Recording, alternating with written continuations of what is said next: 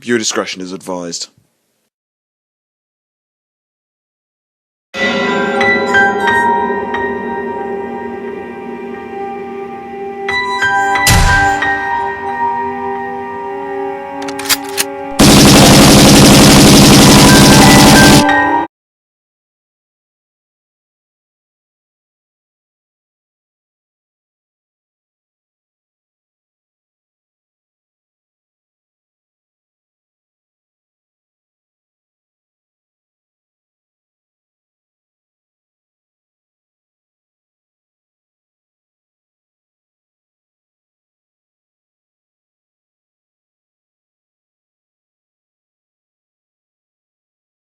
With Resident Evil 4's release last year, Capcom's project to remake the glory years of its survival horror series is complete. But as the game's post-credit scene suggests, the remakes aren't over. And so the big question is, where next? The obvious answer is a remake of Resident Evil 5. But on the game's 15th anniversary, it's clear that moving forward chronologically will take Capcom's remakes into the series' weakest era. An era of gameplay and narrative decisions best left in the past. Resident Evil 5 simply can't be remade, at least not to the standards of Capcom's best work.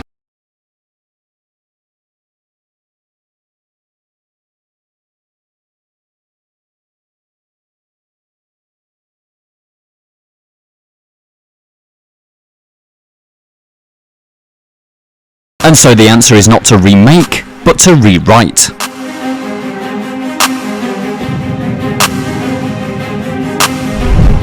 Resident Evil is a survival horror series.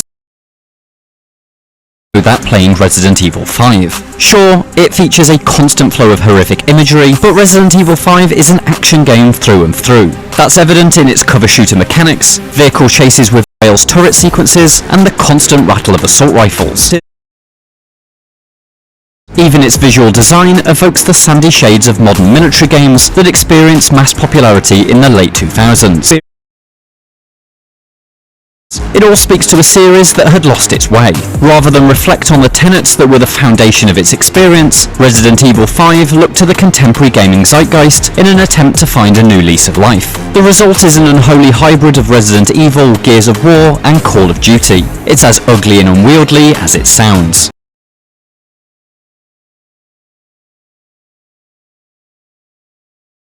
This design appears to not just be a misguided attempt to follow Western successes, but also a misreading of its predecessor. With Resident Evil 4, director Shinji Mikami deftly reinvented the series through the use of a new over-the-shoulder camera angle. The perspective allowed for a more kinetic, action-heavy game. Despite this, Mikami never lost sight of the terror at the core of Resident Evil. Through the use of enemies that were strategically placed to provide undulating waves of tension and fear, and the inclusion of Ashley as your vulnerable charge, combat encounters were focused on surviving overwhelming horrors rather than dominating foes.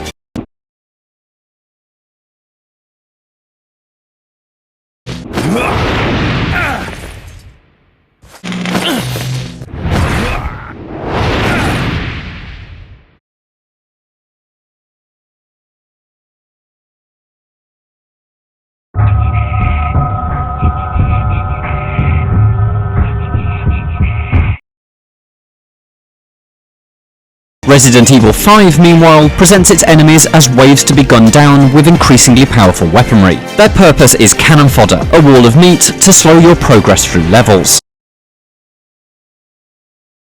And those levels are not locations to be explored. Instead, they are largely funnels that push you from entrance to exit. Resident Evil 4 may have replaced the series' traditional continuous structure with discrete levels in an attempt to move away from the backtracking-heavy design of previous games, but it preserved the spirit of locations like the Raccoon City police station. The village, Salazar's castle, and the island feature interlocking, explorable pathways that solidify these locations as authentic spaces rather than obstacle courses. Final Fantasy VII Rebirth, for example, is recognisably an updated version of the classic RPG, but its world design and gameplay mechanics are a world apart from the 1997 original.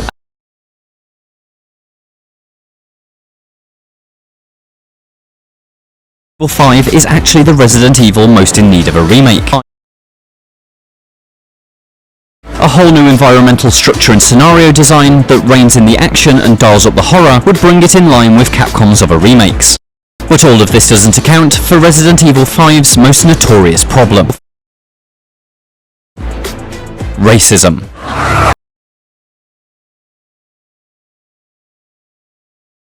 Set in a fictional West African country, Resident Evil 5's primary antagonists are black people.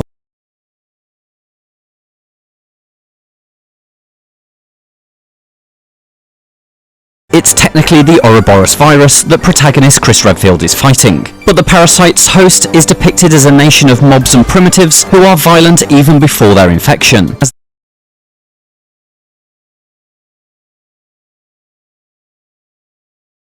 Intentionally or not, Resident Evil 5 positions Africa as the Dark Continent.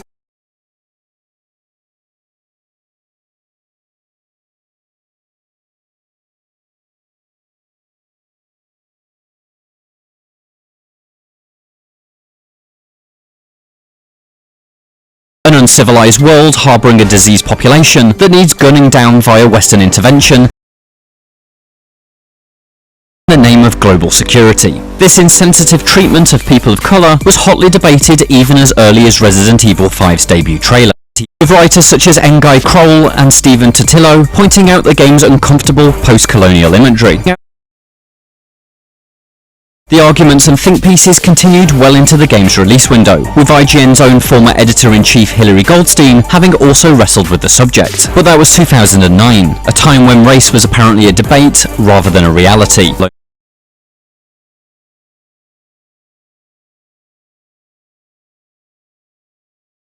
In the 2020s, in a post-Black Lives Matter world,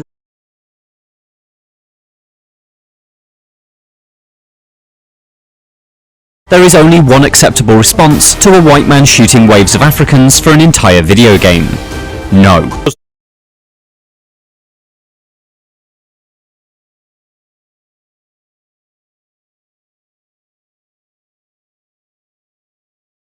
It seems to imply that we can't have video games set in the continent of Africa because doing so is inherently racist. It's in Africa. It's been in Antarctica. It's been, I think, in Spain. It's been in the Midwest. It wasn't racist then. Why should it be racist now? It's in Africa. Have fun with the game. Play the game. If they made the indigenous people of the villages in Resident Evil 5 white, wouldn't you have still complained because the game was inaccurate and the developers failed to depict the people of the villages in a proper manner? Of course you would. That would be something to complain about. Remakes may be able to redefine their source material, but there's only so many changes you can make until it's not a remake at all, but an entirely new game. And if you take Africa out of Resident Evil 5, is it Resident Evil 5 anymore? Even with a vastly improved, more sensitive take on the continent, perhaps one with a black protagonist,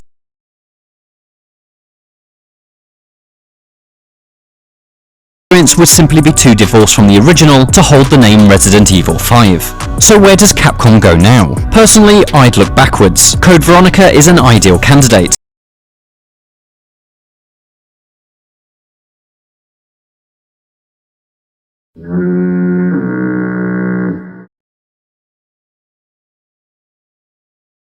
Original Resident Evil, but if the only way is chronologically forward, then a total rewrite of what comes next is the logical path. Because what followed Resident Evil 4 was not one terrible game, but two. Resident Evil 6 doubled down, no, tripled down.